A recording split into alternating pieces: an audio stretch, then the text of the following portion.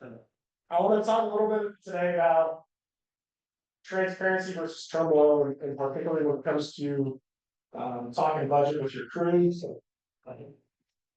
and sharing that sort of information. Um, Before I go to the next slide, apparently, based on several lectures I've been to, there must be like an influencer or speaker class that people have been to where like you have to do this specific style of slide. Freaks me out a little bit. We're gonna work through that with my therapist later. But it's the like full size. So I felt like I mean, when I asked ChatGPT last night, I said, find me the most corporate buzzword meaningless quote about transparency you can, so that I can attribute it to myself for me. So that's my attempt at that. But I'm a pretty transparent guy. I try to be a leader who acts with transparency at the core of my beliefs, because I think that transparency builds connection, connection builds trust. And that is, kind of how I try to practice leadership. But transparency can be dangerous. And this was not checked. I took the story last week.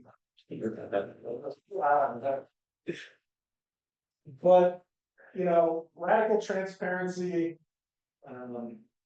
Audio is muffled. I don't know how to fix that. You're still on the owls. Yeah, it's not red. It's not red. Maybe you just try to be a little closer to it. All right. Understand. I see no reason on my side. Well, yeah. Transparency without context can lead to train wrecks. So this is an attempt at a train wreck made out of ambulances, which was kind of a fun prompt. If you're playing around in the AI world, Gemini won't do this. It's a violation of Gemini's terms of service to depict disasters. But ChatGPT will. So yeah, transparency. It's got to be one of those things. It's a teeter to a seesaw, right? Being transparent does build that connection. It does build that trust. But oversharing to a granular level can build frustration. Undersharing builds suspicion, right? So it is truly that tightrope. And then in Grand County, it's budget season, and I share our budget calendar here, which is just a depiction. Like, it's not intended for anybody to read. But budget season starts on July 22nd, and it ends on Friday, January 31st. So budget season for me as an agency head is half the year long. And so it's on my mind all of the time. But our staff look at that differently. And in fact, very few of them truly end up understanding the budget. So the way that my staff think that the budget works, or that I used to think that the budget works, oh no. Well, I assure you, this is a fun slide. Is that money rains down from the sky. Yeah, we need to see money right now. It's got. Is that essential service?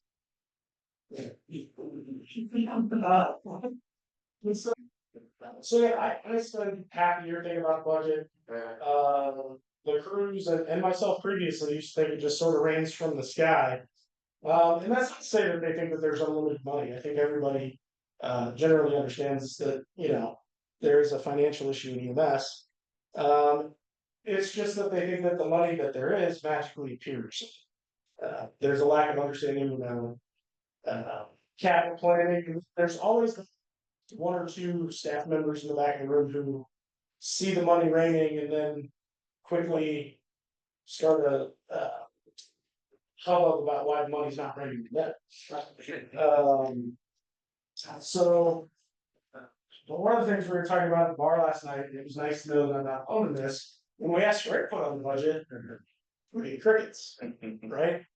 So every year prior to our first draft of the budget, I submit out to anybody who's responsible for any sort of line item in our organization, like, hey, now's the time to let me know anything you think you might want in the next, or for the next fiscal year. And nothing's off the table, you know, if you think that FTOs need to wear tiaras that are lined with, you know, real rubies, let me know, because the only time I can even think about it is before that first draft of the budget. But again, crickets. And so I spent some time thinking about that, and I think it's less about a lack of engagement. Because I feel pretty blessed that I've got a definitely engaged leadership team and a pretty engaged crew. But I think it's from a lack of knowledge and literacy.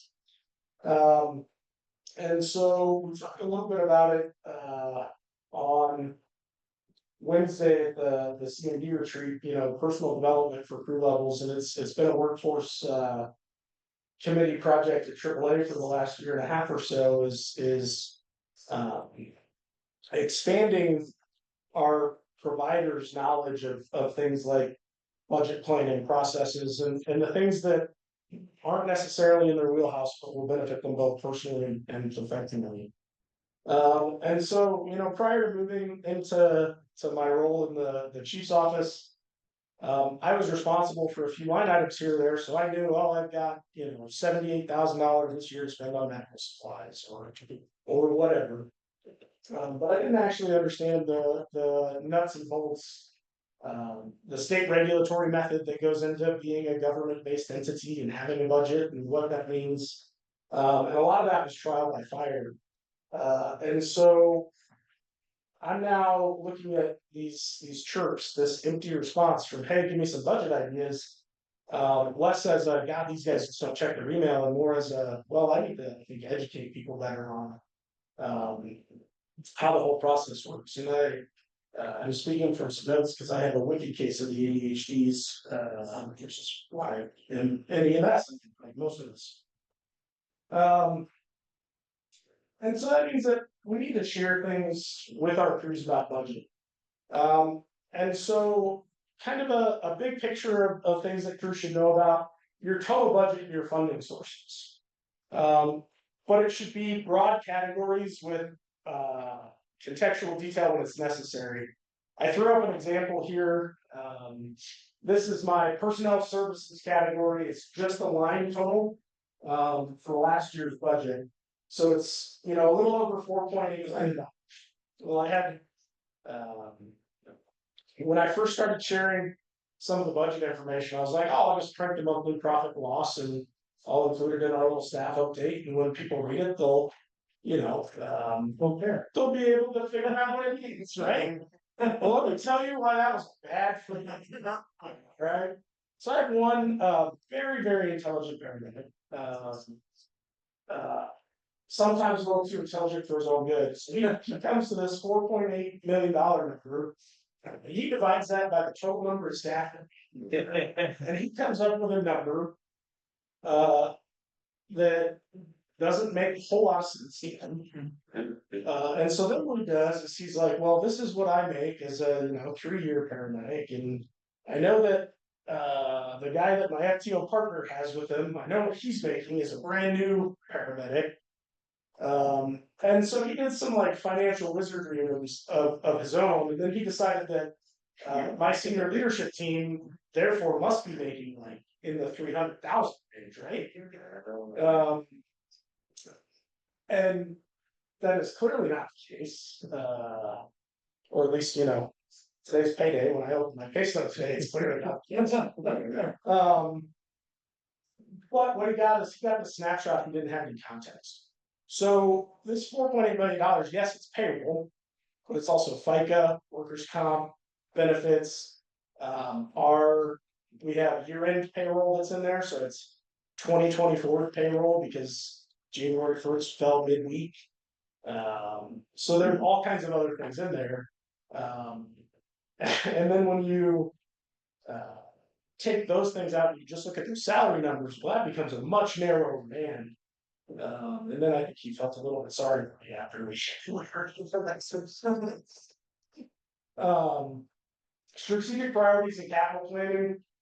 It's really important that crews understand how this works, because again, new ambulances don't just fall out of the sky. Cardiac monitors don't just fall out of the sky. And that would be bad if they did, because Stryker would not let me throw the new Lightback 35 off the roof to see how it would do. And then they should know about financial constraints and hazards, and we're going to talk a little bit more about that because that's a danger zone. But those are kind of the ballpark pieces. The things that you don't want to get into, sort of your hazard areas, are going to be those individual salaries or contractual details. Colorado has some wage transparency laws, which is fantastic. Unless you're the agency that pays for the salary study, and then the 7 agencies around you steal it as soon as you post the next opening. But you shouldn't go around saying, "Oh, I paid Kim this much money, and I paid Sean that much money." That's bad detail. And if you're doing contracts with services or anything, you don't want to get into the nitty gritty on that.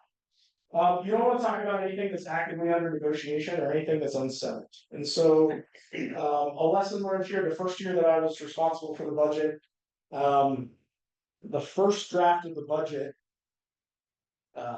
was due right around the time of our quarterly staff meeting. And so I was like, "Oh, well, I'll talk about some stuff that we've got in the budget for next year." Well, there are 2.5 more drafts of the budget before it's finally ratified. And so I'm at the staff meeting and I'm excited because we're going to get, this ambulance, that whiz bang and this doodad. And then the next staff meeting, they're like, "Well, hey, where are we getting those things?" Well, those were cut in the second round. And then it becomes, well, why did they hate us? Why did they take that money away? Why was it cut? Oh, it's not that. It's the first draft is your wish list. Gaps and deficits without solutions. So, that's a little bit contradictory to that last slide where I said we should talk about those financial risks and those hazards. But if you talk about those without a solution, you're going to create terror. When you create terror, you create people looking for opportunities. And those opportunities are not a part of your department. So if you're facing a challenge, you don't want to keep that from your crews. They're going to find out, and they do more than you think they do, or they do. But you got to share what you're doing. If you're going to have a deficit or a shortfall this year, hey, that's okay because of this capital reserve thing. Like, yeah, we're $400,000 in the red for next year's budget, but it's because we're making large purchases we didn't plan. You've got to share that context, because otherwise it's, oh shit, the budget's in the red. I know what the next steps are. I got to find a different place. And then overly granular line item details. This would be, equipment repair. I have $15,000, I think, budgeted for our annual durable medical inspections. But then this is how much I plan to spend because monitors are going to break, and this is how much I plan to spend to replace a screen on a tough book. That stuff gets weird and people hyperfixate on some of those granular line items and totally lose context in that given picture. And so I want to share another story here. It was a great honor for me as the chief of my organization to get a report from a structural engineer that stated that 2 of our fortifications are structurally and operationally unsound. You gotta love that. We knew it's happened. Anybody who's been in our stations knows that these 2 buildings are both World War II era. One is a timber frame structure that should not have lasted 80 years in the high mountain environment. The other one is a World War II surplus Quonset hut, which has so much hot tar poured on it that it's amazing that it's still standing. But it is a fantastic testament to the strength of the arch. And then you can see this particular bay, we've got about, an eighth of a prayer, along my front door. And a prayer between that and the back wall, which is actually this bathroom. And it's not uncommon for the bathroom to be backed into. So people don't particularly like to use that one to sit down. Um, so most people understand that, we need that new building. And so we did. We started building stations. And we've had crews involved every step of the way. They came in, they sat down with the architects, they talked about their dreams, their wishes, childhood trauma and all of those things that go into building a station. And I gotta share a little backstory to set up my screw up here, right? So in 2021, we put a mill levy out to the voters in Grant County to increase our millage to help pay for salary increases for our staff and to build 2 new stations. And prior to that, we had run pretty exclusively as an enterprise fund of the county government. And so for years, crews hadn't gotten raises. I am proud to say that, that mill levy did pass. By how much we won't dig into. But number takes one going, right? So the middle of the passed, and we've been able to do some pretty great things with salary and benefits over the last few years. And one of those things that we did is we tied our salary to a market-based COLA increase every year. So our COLA is now it's written into our pay structure that the cost of living adjustment will go up based on the CPI of, and it's a mid-year split, so it's quarters 3 and 4 of last year, quarters 1 and 2 of this year. And so you average those 2 CPI estimates, and that's generally what we should see for the COLA. Well, if you've been paying attention to the economy for the last several years, that percentage has been pretty nice. However, the CPI for quarters 3 and 4 of last year, quarters 1 and 2 of this year, it's about 2.1%. So we're going from somewhere in like the 8% COLA range to this year, we're going to be, pretty much 2%. And it's not something anybody wants to hear, especially if you had a few years of 8%, you're kind of like, hey, I'm going to have another year at 8%. So this new building, it's a pretty large building, and it's got a large education space. We don't have a community college in our county. We don't have any other sort of large educational facility opportunity. So as part of our construction planning and our grant funding for this building, it's also a community resiliency and education center. So we have a fairly large and robust education area. And this is the most recent total for the AV tech company to install some AV tech in the village. Oh, yeah, cool. Yeah, I know those numbers.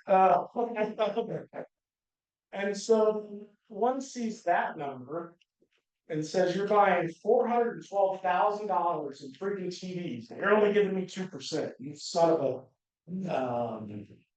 But what they don't understand, it's a 33,000 square foot building, which is roughly the size of your local Walmart, or for many of us in this room are very humble Walmart.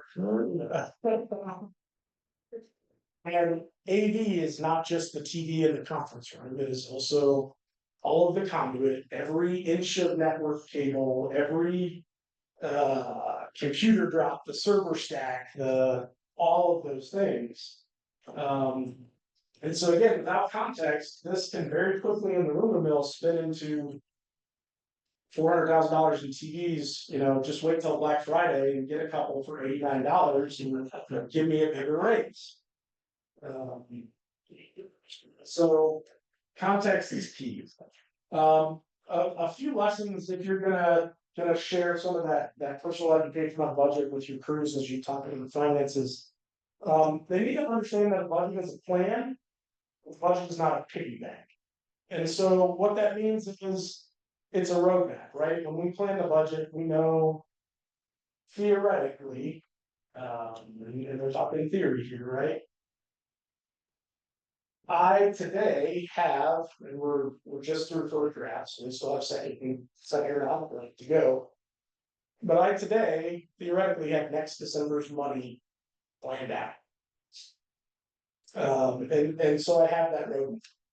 But what a lot of people think is that the budget is a piggyback, which means, oh, our annual budget's $5 million. Well, that means there's just $5 million in the pig, and when you see something shiny that you want, you reach in, you take a little out, and now you've got however much left. And there are people who run their budgets that way, and they usually have a very bad time. There was a reference to a certain unnamed fire district earlier, which I do own property in, and they've run their budget like a piggy bank for many years. They have lots of shiny things, but you can't just reach into that piggy bank, right? Colorado, for our government and special districts folks, we have the balanced budget rule, that CRS 29.1, that says that every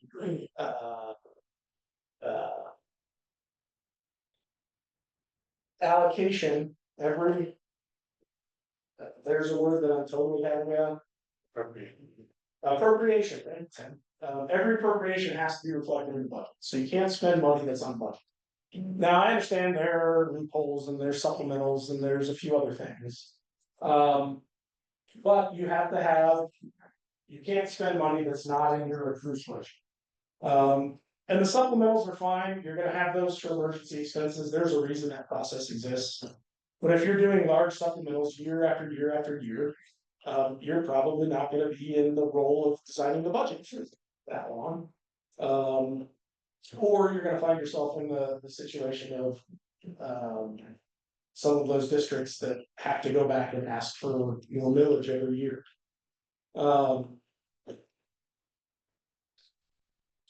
And so we have that input window, which is our opportunity window when we get the crickets and we don't hear anybody.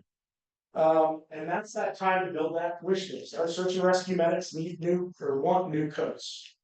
They just got new coats, but they want newer coats. Our TIMS guy wants some night vision. Our supply captain wants to add, whatever new doodad. This is when they come in. The world's your oyster. Throw whatever you want in, and we'll figure out where we can make things work, right? Because the budget doesn't necessarily align with the available funding or your fund balance or any of those things.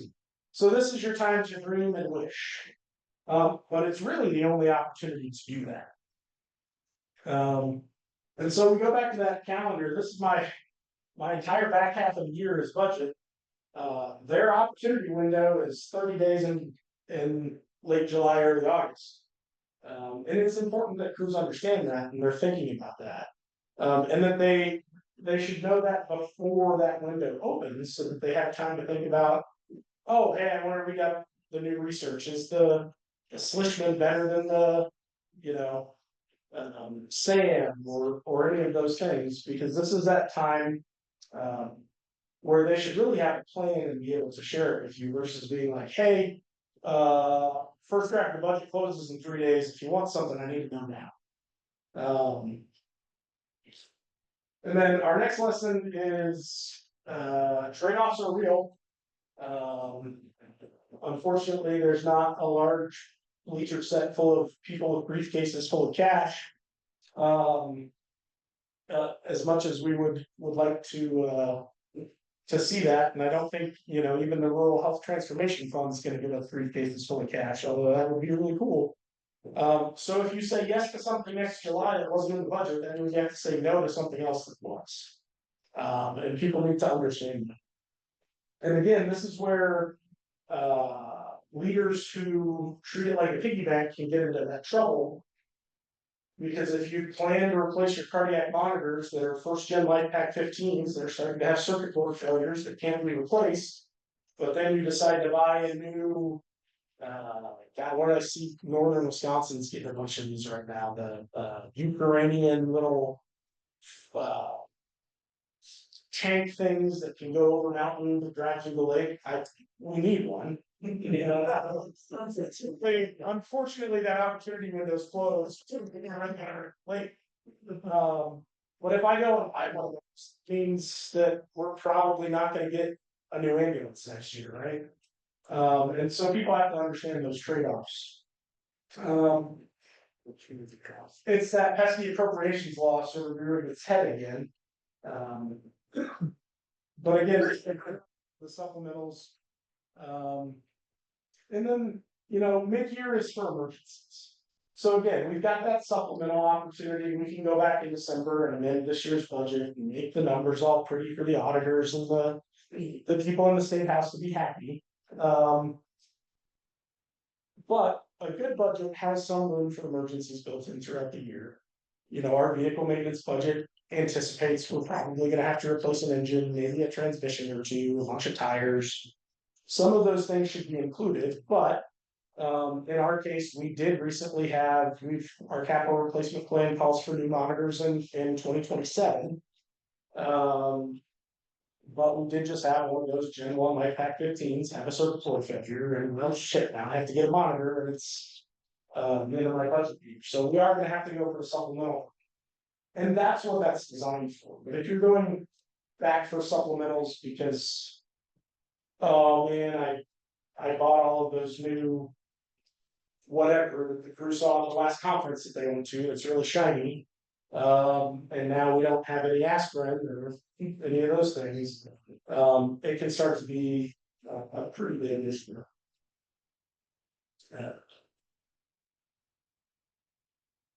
And so I'm curious how, as many of the folks in this room are responsible for budgets. How do you share this info with your crew? How do you talk about and what pitfalls have you run into as you share or don't share information? Tiny. So I'm not the one that does it, but I have great appreciation for how they do it. Each one of our employees has a responsibility, has an extra job duty. And each one of those job duties has a line item on the budget. And so they're responsible for actually submitting that line item in the budget. So they actually understand the opportunity costs and everything you're talking about, or they learn it very quickly. I think that I've never seen that done anywhere else. And I think that is it's a really cool unique. And it's a huge piece of succession planning too, because again, like they gave me an office one day and a computer, and they're like, "Hey, shit, budget's due in like 30 days." Cool. What does that mean? And yeah, prior to that, I've been running budget lines for years, but it was the boss sent me an email on January 1st and said, "Hey, you got $75,000 for supplies this year." Or that sort of thing. How about anybody else? Any cautionary tales or anything that you knew that's working well? I agree that it's a balance. And I think one of the things is we got a lot of things going on in our district that we want to do and expand the MIH program and do these kind of things. So you kind of put that out to the crews, and then they want all the answers right there. It's like, well, we haven't figured out all the answers, right? So it's not necessarily the budget, but similar things. They kind of stay away from the budget, other than we just hear the back room talk about, oh well, why are we spending this, or why did Chief buy a Yeti cooler when he got it for free, or something like that, right? But it is, you want to inform them, but we don't necessarily have it all figured out yet. So then you get the what ifs from hell, and that goes on for a long period of time until you're like, man, maybe we shouldn't even do this. And that's a hazard area, right? Like, because then the reaction is, well, we need to share less to avoid these questions. And that's when some of that like speculation and suspicion breeds in the day room that gets really ugly, which is, the very opposite end of the spectrum from, well, gosh, why do they have 6 toilet seats at station maintenance this year, right? Where now they're like pissed off for the complete opposite reason. That's what you did that.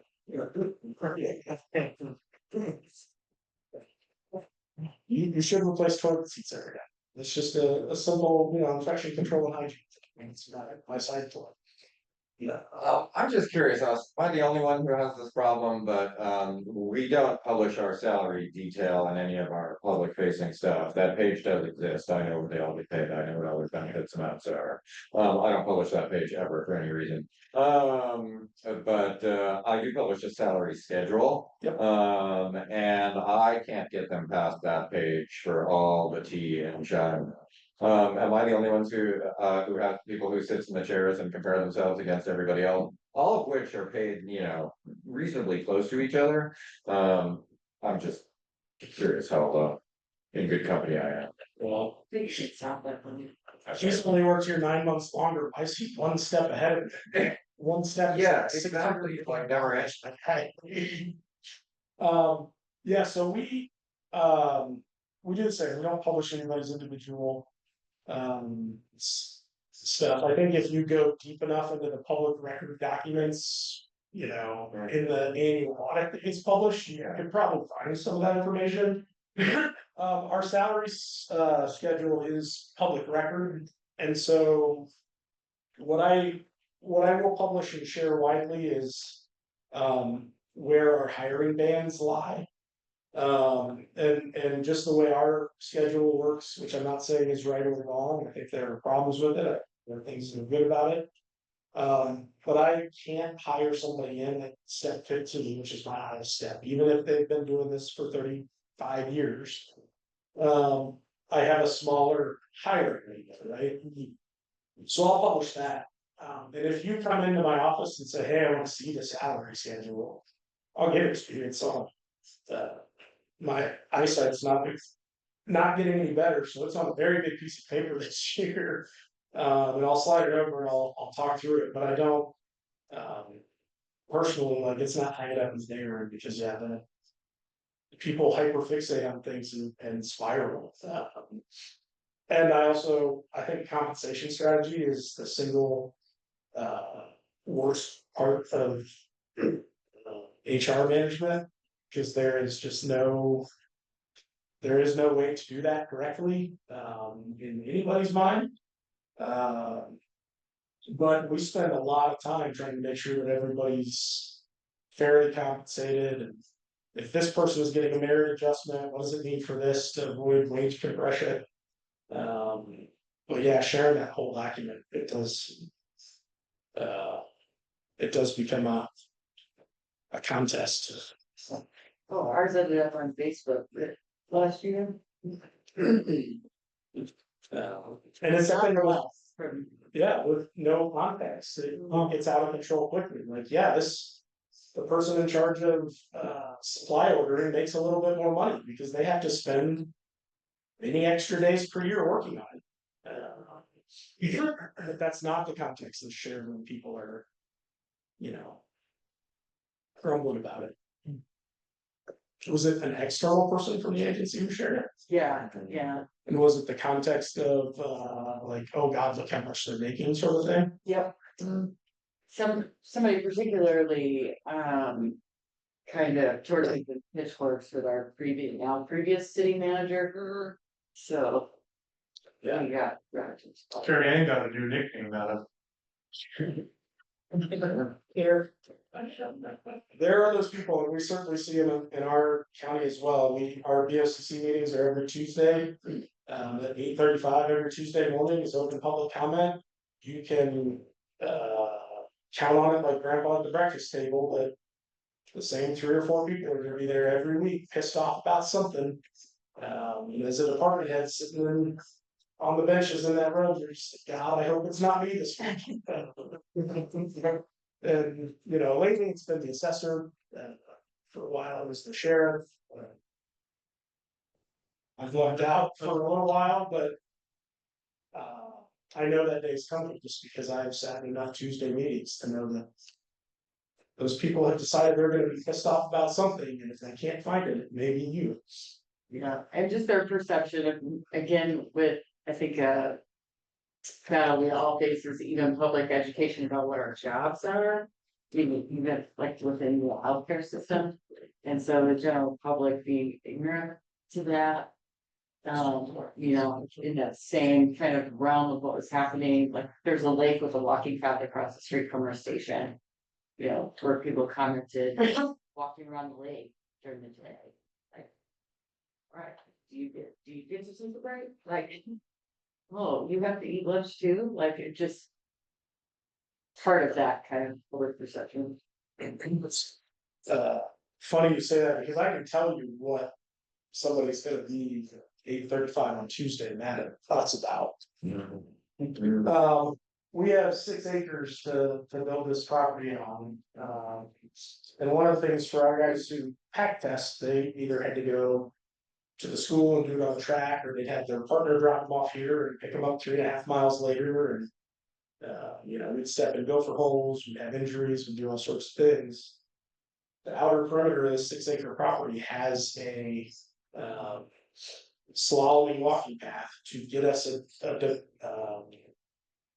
to let us make a certain number of laps equal in the pack test, right? But it's also fitness, it's also therapy, it's all of those pieces. And one of our angry people, they went to the town council and pissed off that the planning commission approved that because it's way too bendy.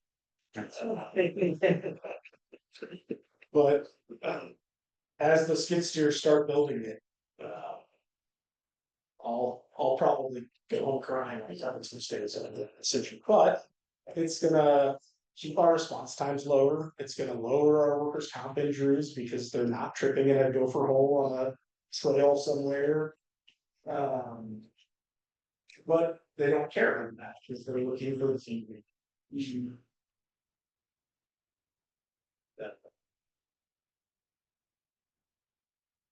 Cool. Any other budget conversations? Otherwise, Always found explaining the revenue side is a useful exercise. absolutely. Cause I get a lot of well, why don't you just raise the tax rate and, pay us more money? I'm like, so we're building like a $25 million building that everybody is looking at. They're not gonna really take the poverty argument very seriously. If we ask them for money, which I think is part of the South Metro problem too, right? It's like, you couldn't figure out how to make it work with $235 million, really? Maybe if you'd have bought 3 fewer semi trucks last year. Yeah, so I think, so public is not stupid. And yeah, the money is not, I mean, it's not endless by any stretch of the information, but yeah. Here's how it comes in through the levy, here's how it comes in through the MLT, here's how it's coming in through the various other sources. Grants are always hit or miss, so one time. Oh, by the way, we're spending over 80% of it paying you all as a starting point. I mean, I think those are helpful conversations to have, but experience. I agree, and I think as part of onboarding or initial training, every provider should have some of the revenue cycle management. One of the things that we try to do, and we're not very good at being consistent about it, but if we have a denial that's, crew driven, we try to review that with the crew member. So that they learn about that, but then we also try to take some claims. And review them with, hey, that CCT that you took down on 4 grips and a ventilator yesterday, not yesterday, 60 days ago, right? They the bill for that was X. This is what United has decided through their evil AI empire that they're gonna pay, which is, approximately, I don't know, 14% of X. And go from that level, because those are the things, those are some of the opportunities I've had with crews. Where I see kind of light turn on more than many of the other conversations we have, because that's not something, I mean, I was 15 years into the field before I even understood that Medicare pays differently and doesn't matter what your rates are set, right? And I think those are important things that should be part of the initial education, because I think if our field level providers understood that, there would be a lot more engagement in some of the advocacy efforts, and I think there would also be we would untap some, we would unwrap some untapped talent that we're gonna lose to go to nursing school or, go to police academy or something, who might be the person who can actually help fix the problem that they didn't understand existed. I totally agree. I get granular with my staff on that exact thing. Look at these reimbursements. Look at this Kaiser reimbursement. They reimbursed us like 92% for these three, but then on these ones, like 5% 0. What do you think happened? And we look at denials, how important, charting is and just how on a shoestring our budget is. And I love getting granular with the staff, but you do have to be careful. There's sort of a toxic transparency. Yeah. That I've learned the hard way many times, because I tend to be a more open kind of leader. Yeah. And I think that, like the crews, especially when you approach it from the balance billing and patient advocacy piece, it's like, hey, you're whatever editorial comment that you put in this line got this denied and shifted this burden, and then they're like, oh my God, I didn't want to do that, or I had no idea that it was that impactful. Because the crews don't all write reports that are going to get denied, and they don't want to make grandma the responsible payer for something or any of those things. Yes, sir. I heard you mention enterprise fund within the county. Are you still an enterprise fund? We are a enterprise fund when convenient. So we are very, very fortunate that we are simultaneously like financially wrecked, but also financially stable at the same time. It's because of the construction projects. So our commissioners are front loading the vast majority of our 2 station constructions out of county reserve funding. But beyond the station construction, we are expecting that to be primarily enterprise. So you will remain a enterprise fund. The county can only give you 10% of your budget, right? So we're not officially classified as one. They just want us in-house as one.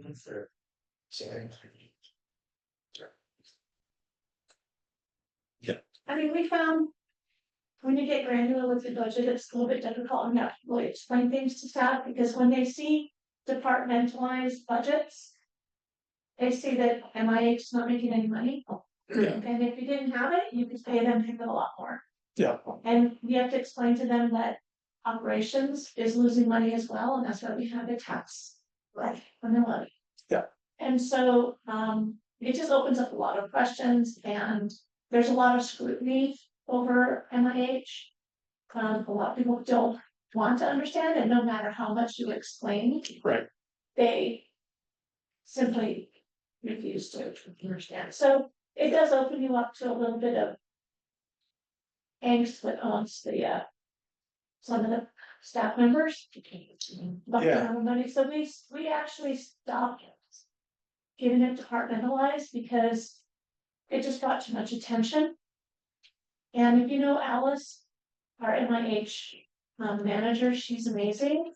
Mhm. And the last thing we want to do is have her hanging there, just trying to justify Villainized. herself and justify the department. And so it's not fair. Yeah. And so we stopped giving a departmentalized budget, and we just give our Total number. we get the, by expense line items, but we don't do it by department. Sure. Yeah, and that's fair, because the MIH cost and value proposition is so complexly complicated that it would take I mean, there's just, I don't know, probably a minor program and some sort of degree program, and you still wouldn't necessarily hit the nail on the head there. So that is a complication that I have currently not navigated. We are in the process of building that program out locally, so I'm sure I'll have some of that pain soon, but yeah. Well, it's MIH should go away until it comes to, do you want to transport that mental health patient or corresponds to a mental health patient to a morning, then then MIH is great. Yeah, do you wanna run 18 more calls today, or? Yeah. To that point, you're absolutely right, it's at MIH, they'll find something to hyperfixate on. Yeah. Just wonder why you're spending so much money on whatever that thing is. Yeah, so it's look for explanations and. Yep, because it should all be that individual person. Yeah. That's. I kind of a question for the group. Heard you mentioned that your COLA is built into the program already. So you're rewarding them that way. How do you differentiate excellence versus competence in salary bumps? So we also, in addition to the COLA, we have the opportunity to do. An additional 3% merit every year.